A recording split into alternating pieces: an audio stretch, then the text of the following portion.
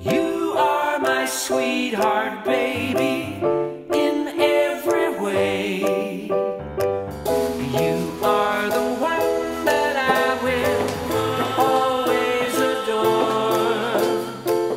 Say you'll be mine forevermore. Croyez-vous qu'on peut vivre une histoire d'amour comme on en voit au cinéma? Moi j'ai toujours cru, et le destin m'a donné raison. Ludivine, cette femme que vous voyez en face de moi, sera mon happy end. Celui d'une comédie romantique commencée il y a 3 ans. Mais le plus simple, c'est de vous raconter comment tout a commencé.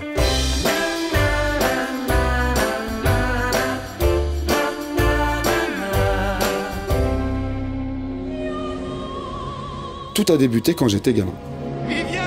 Là, c'est moi, avec ma mère. C'est elle qui m'a transmis sa passion pour les comédies romantiques. J'étais mignon. Par contre, mon père, ça gonflait sérieux que je regarde ce genre de film. Il disait tout le temps que ça allait faire de moi une gonzesse. Ce que je comprenais pas, c'est pourquoi à la maison c'était pas comme dans les films. Je voyais juste que si ma mère était indifférente à tout ce que pouvait dire mon père, c'était juste parce qu'il ne la faisait plus rêver. Son problème, c'est qu'il n'était pas du genre à montrer ses sentiments. Il suffisait juste qu'il prenne exemple sur une comédie romantique pour trouver le moyen qu'elle s'intéresse de nouveau à lui. C'est là que je me suis demandé s'il y avait un moyen pour toujours fasciner la femme qu'on aime. Pouvait-on appliquer la recette d'une comédie romantique dans la vraie vie? Lorsque mon père a décidé de nous quitter, je me suis précipité sur lui pour l'en empêcher. Par contre, ma mère, elle s'est contentée de mettre le film sur pause, puis de me prendre dans ses bras et remettre le film. Qu'est-ce qui se passe après?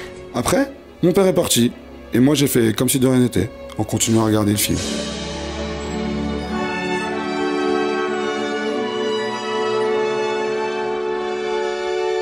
Bienvenue à Hollywood.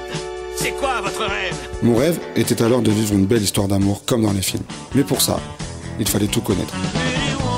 Alors je me suis mis à étudier le genre. Chaque jour, je passais des heures entières à regarder des films, lire des livres, faire des recherches sur le net et prendre des notes pour connaître les règles. C'est là que j'ai appris qu'il y a 7 règles majeures pour faire une bonne comédie romantique. 1. Avoir des beaux comédiens. 2. Bien choisir sa bande originale. 3. Avoir des personnages qui s'opposent. 4. Jouer la carte de l'humour. 5. Multiplier les obstacles. 6. Un bon rebondissement. Et 7. Un happy end.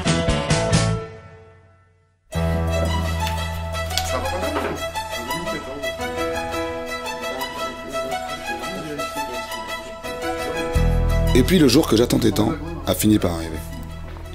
J'étais allé voir un pote à son taf, histoire de me siffler un petit chardonnay, quand Virginie est entrée.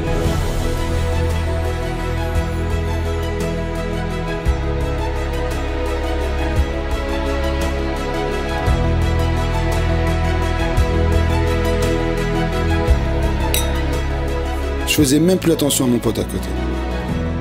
Quand elle m'a regardé droit dans les yeux, j'ai tout de suite su que c'était avec elle que j'allais vivre ma comédie romantique.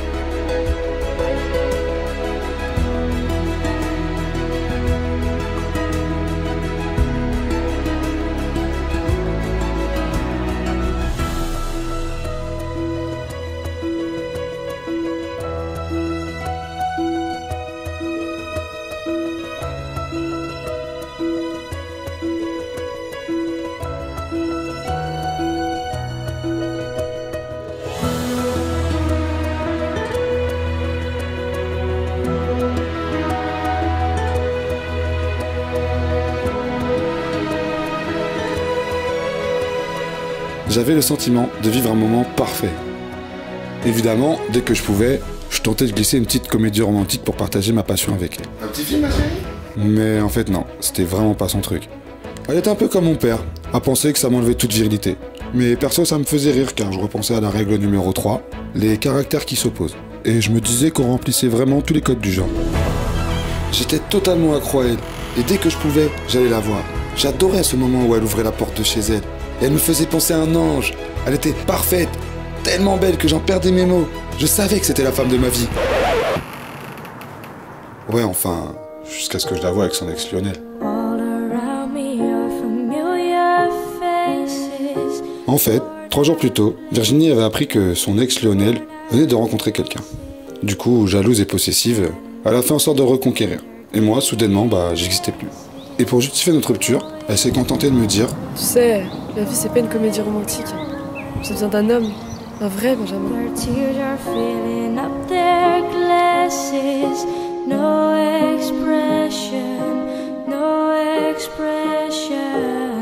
Les mois qui ont suivi ont été un véritable enfer. Je ne sortais plus de chez moi. J'étais anéanti. Je n'arrêtais pas de penser à ce qu'elle m'avait dit. Je n'arrivais plus à manger. Et comme disait mon père, tous les jours je chialais comme une gonzesse. C'est pas compliqué. J'avais le sentiment qu'elle avait détruit tous mes rêves de vivre une comédie romantique. L'alcool et les clopes étaient devenus mes meilleurs amis. Le temps semblait devenir une éternité et comme un con, je continuais à consulter mon portable en espérant y trouver un message. Je suis resté dans cet état pendant presque 1 an. Et puis un jour, je me suis rendu compte que c'est pas parce qu'elle m'avait quitté que l'histoire s'arrêtait là. Je pouvais encore la vivre, il suffisait juste d'un peu d'imagination.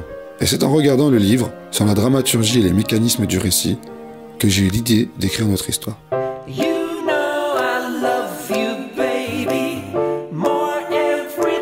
Alors je me suis mis à écrire en espérant que ce livre la remette sur mon chemin. Durant des semaines, je suis resté chez moi, où plus rien d'autre ne comptait. Mon histoire repartait de plus belle avec un nouveau chapitre et j'étais enthousiaste à l'idée de la présenter aux maisons d'édition. Une fois fini, j'ai envoyé mon manuscrit à toutes les maisons d'édition. Hachette, Plomb, Gallimard, Albin Michel et j'en passe. Mais une nouvelle délusion se présenta à moi. Aucune n'en voulait. Et les manuscrits revenaient tous un par un. J'ai bien pensé à le donner directement à Virginie, mais j'entendais encore sa voix dire « La vie, c'est pas une comédie romantique !» Alors je me suis fait une raison. Ni mon amour et ni le destin allaient la faire revenir. Je suis donc retourné à l'endroit même où elle avait mis fin à notre relation, et j'ai laissé le livre derrière moi pour tourner la page. La question que je me suis toujours posée, c'est qu'est-ce qui s'est passé entre le moment où j'ai abandonné mon livre et celui où Ludivine l'a trouvé. C'est la seule partie de mon histoire qui reste un mystère et que je ne pourrai jamais vous raconter.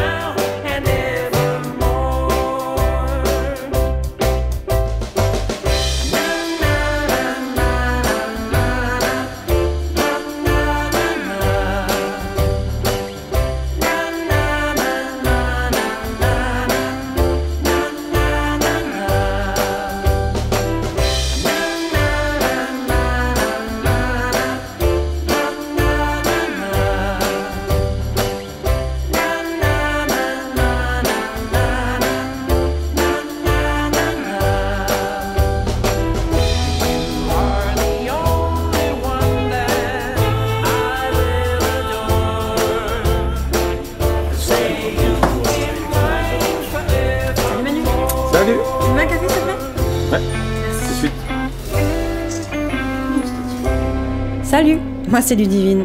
Tomber sur la graine du destin d'un certain Benjamin Langlois m'a de suite intriguée.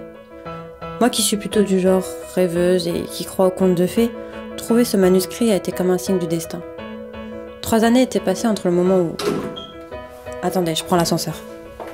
Oui, donc je disais, 3 années étaient passées entre le moment où Benjamin a laissé son manuscrit sur le banc et le moment où moi je l'ai trouvé dans le bar. Dès que j'ai commencé à tourner les pages, j'ai tout de suite été intriguée. Ah oui, j'ai oublié de vous dire, j'adore bouquiner. J'ai l'habitude de lire au moins 1 livre par semaine. Bon, je dois vous avouer aussi que c'est souvent des romans à l'eau de rose. Mais bon, dès que je commence, plus rien ne m'arrête dans ces moments-là. Enfin, bien sûr, à part ma nympho de coloc qui ne pense qu'à ça.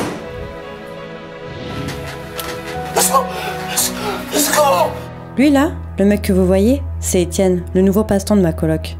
Le pauvre. Il savait pas à quoi s'attendre en faisant sa connaissance. Après avoir lu quelques pages, il était clair que ce livre n'était pas le fruit du hasard. Alors je l'ai pris et je suis rentrée chez moi. Mais à peine rentrée, j'ai été heurtée au triste retour à la réalité.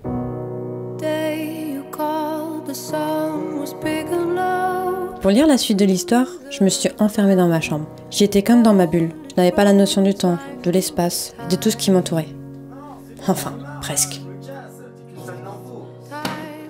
Une fois qu'Étienne a quitté la maison, je me suis plongée dans le manuscrit. Benjamin racontait son histoire depuis son enfance, sa passion pour les comédies romantiques et son souhait de pouvoir le vivre en vrai. Il y avait une telle sensibilité dans son histoire que je me disais que c'était moi qui l'aurais dû rencontrer. En fait, c'était une évidence. Il fallait que je rencontre Benjamin. J'ai pris mon ordi, fait des recherches et envoyé des messages à tous les Benjamin Langlois répertoriés. Et c'est finalement sur Facebook que je l'ai retrouvé.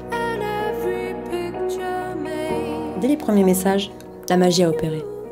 Nous avons discuté ensemble pendant des jours et des jours. À dire vrai, je suis très vite devenue accro à ses messages. Je retrouvais dans sa manière d'écrire tout ce qui faisait le charme de son manuscrit.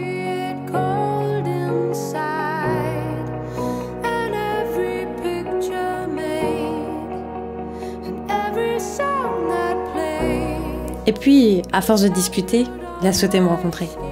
Je me suis dit, ouais, pourquoi pas. Yes.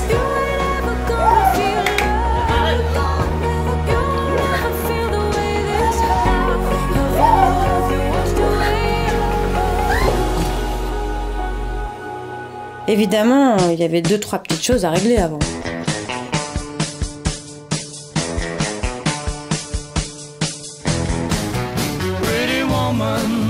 Walking down the street, pretty woman, the kind I like to meet, pretty woman. I don't believe you, you're not the truth. No one could look as good as you. Mercy. Pretty woman, won't you pardon me, pretty woman? I couldn't help but see, pretty woman. Je pourrais pas vous dire ce qui m'a plu lorsque j'ai vu Ludivine sortir de chez elle, mais j'ai flashé direct. Je dois avouer que je me la jouais décontracte en l'attendant en bas de chez elle. En fait, je m'attendais pas à voir cette femme.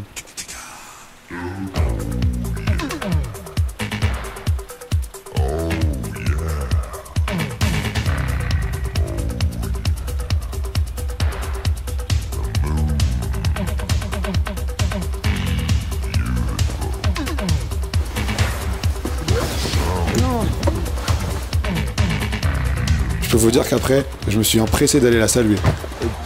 Un peu trop peut-être même.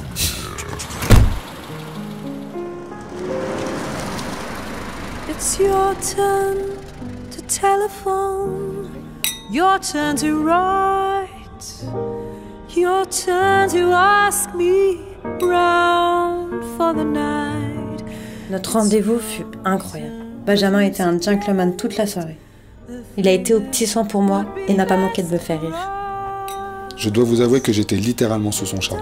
Nous avons retrouvé tout de suite la complicité que nous avions virtuellement. Et puis son sourire me faisait trop craquer.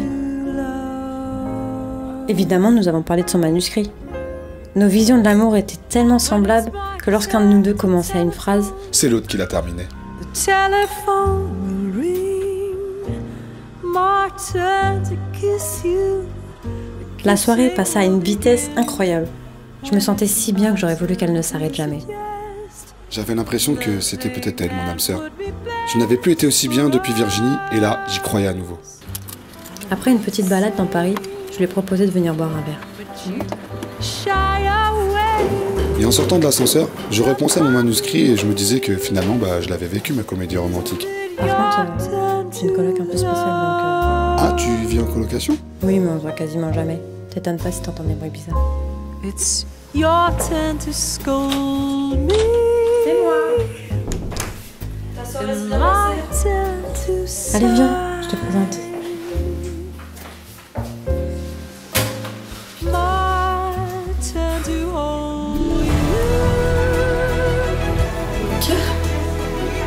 Virginie?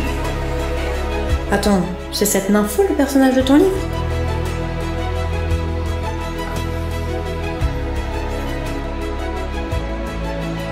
attendez là, minute là, laissez-moi comprendre.